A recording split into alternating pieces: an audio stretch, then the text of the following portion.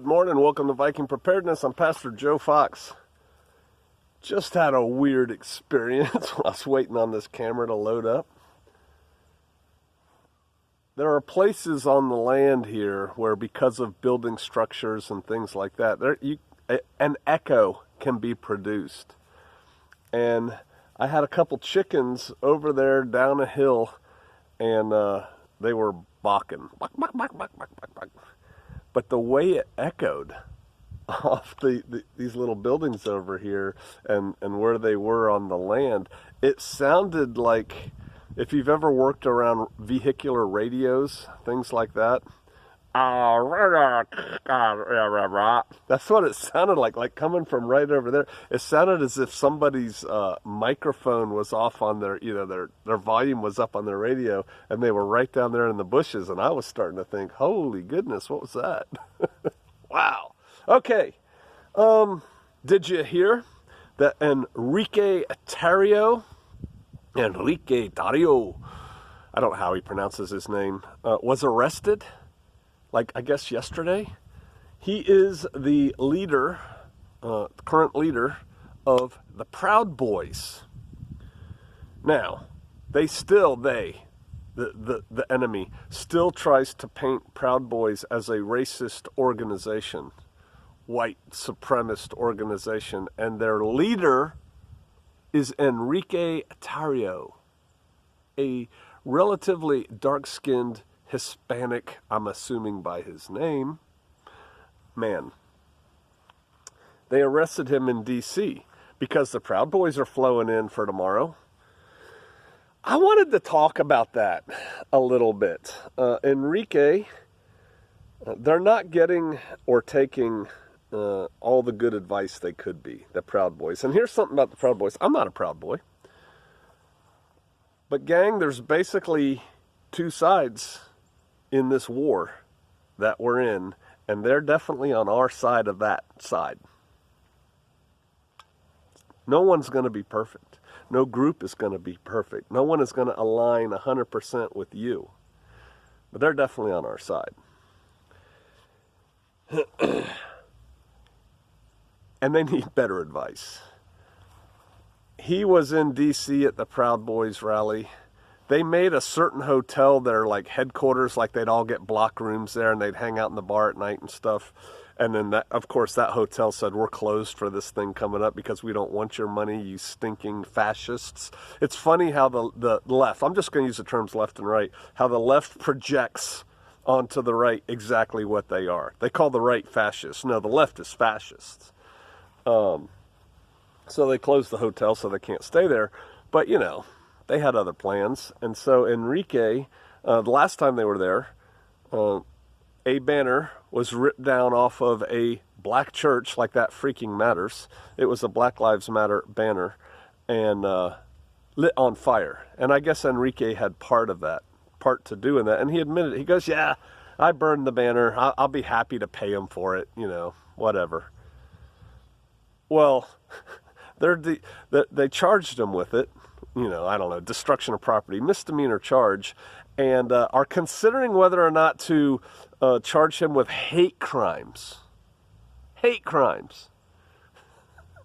So that's what they were doing.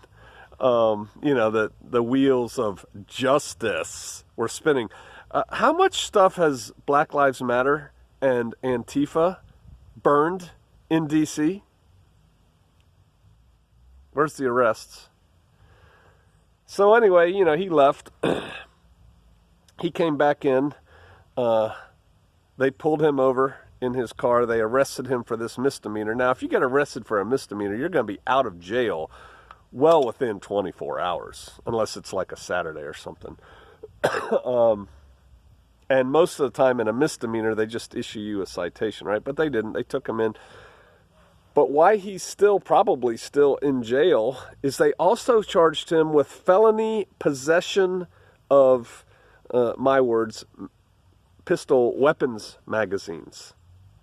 He evidently had 2 weapons magazines. I didn't read what they were, rifle or pistol, in his car, and that's a felony in D.C., and so now he's charged with a felony, so he's probably cooling his heels in jail. want to talk about that a little bit. I want to show you how deep the opposition goes. Enrique, and again, I don't know any details, but I'm a smart guy. You're a smart man or woman. He flew into D.C., most likely. Probably got a rental car. I doubt he drove from wherever he lives. I think he's from Florida. I doubt he drove all the way from Florida, right? So he probably flew into an airport in the area, probably rented a car and came in. If not, he was in a car and he came in. Either way, somebody was waiting on him. Somebody was watching for him. What car is he in, right? He's here. What car is he in? Probably they have, I mean, they'd be dumb if they didn't, have Proud Boys who work for them. Perhaps in his inner circle. Hey, we're coming in on this flight, we're driving up this road, we're in this car. So when he crosses the DC jurisdictional boundary, in whatever vehicle he's in, he gets pulled over. Do you understand the level to work that, just to get him pulled over, the level of intelligence operations that are going on so that we can pick him up? How many cars do you think are coming into D.C. at any given time? And he comes in and they pull his car over and they say, hey, we're citing you or whatever. There's a warrant. I think there was a warrant out for his misdemeanor arrest. So see, they put out a warrant for a misdemeanor arrest of burning a little banner. What are they doing to Antifa and BLM? They're not. I'll get to that. And then, like I said, if that's all it was, if it was just the burning of the banner, he'd have been out in 24 hours. But then they found these 2 magazines, which is a felony. Why didn't they find a gun? Why would you have magazines and not a gun in the car?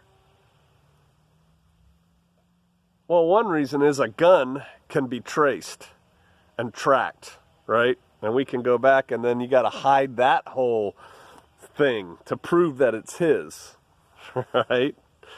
That didn't happen. So why would you have a magazines without a gun? I don't think you would. I don't think one would. Who else was in that car? How did those magazines that had no purpose being there if there's no gun to feed them into, how did they end up in his car? Did somebody in his car plant them? Did a good police officer from Washington, D.C. plant it? Will it hold up in court? Probably not, but it doesn't matter. He's in jail, cooling his heels for this big arrest. We have decapitated one snake, and it's going to cost them a lot of money to get out. Lawyer fees and whatnot. Read this morning that the police, the DC police, escorted some Antifa buses into DC. Escorted them in. I saw a video this morning, a Twitter video, of a DC cop, big black dude, in his cop regalia. They're holding a line of, there's some protesters already there, I guess. Presumably BLM protesters. And they were kind of calm. And this cop is talking to this guy. Black man talking to a black man. And he goes, hey, look, this is the cop speaking. I'm from D.C. too, right? I live here. He goes, and what do we do on the block when somebody's on the block that doesn't belong there? We boot them off, right? That's what you guys need to do. He's talking to a BLM supporter about the people flowing in for this protest demonstration tomorrow. The cops are supporting the enemy. Therefore, what? There's only 2 sides to this, gang. There's only 2 sides. The right, the conservatives, we're rule-abiding, law-abiding, good citizens of the republic.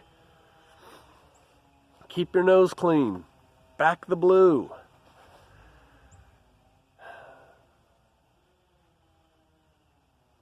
That's why we're going to lose. That's why we're going to lose. We're going to lose tomorrow. It's my prediction. We're going to lose tomorrow. There ain't no cracking. You'll see.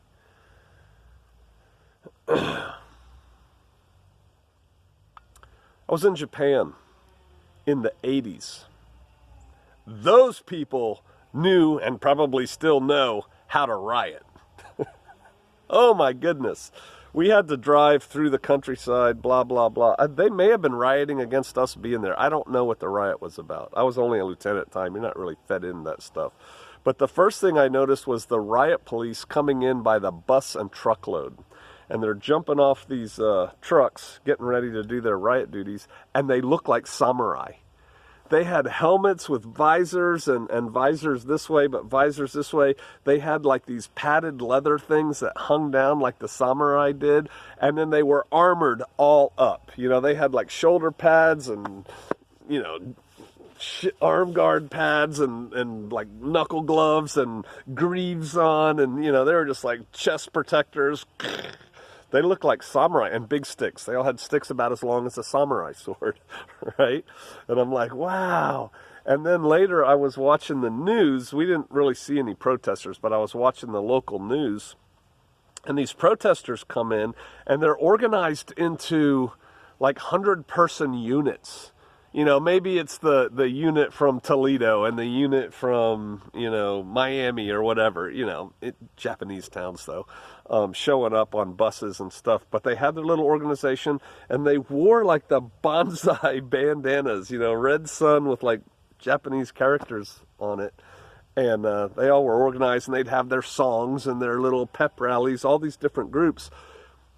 But then these groups, so then the lines start, right? You got the line of the cops, like 3 deep, just like they do here, and they're all looking like samurai. Our guys are sitting there with shields and gas masks, and guys right behind them with pepper ball guns. And, you know, every now and then in our riots, there's a push back and forth against the police riot line, but really they've got that down pretty good. They can hold you back, right? And they can reinforce from the inside their perimeter, and, you know, you can't really get through them. Japanese protesters had a plan for that. Over there in Asia, they grow what's called golden bamboo, and it's bamboo about this big around. Thick. They make scaffolding that they build buildings with out of it, or they used to. It's the 21st century, PJ. Anyway, they had these poles that were about 20 feet long of this bamboo. Some of them even had banners on them. You know, like writing and streamers and stuff on them. And they'd put about 10 or 12 guys on one of these poles. Now so here's the police line. And then back here is all the protesters. Doing that. And then back here are about 5 of these pole squads across the road and stuff. And on a given signal, lo, the crowds do part, and these guys come running through with this pole. Like all these guys on a pole, and here's the riot police with their shields and their sticks, and they blow right through them. Boom! Because you can't stop that. Boom! And then they run through, and the crowd that was up front flows through the gap. It's military, man. That's tactics. Breach and assault. We teach it all the time. That's what they would do. And they busted the lines, and now they're through. The right would never do that. The left would.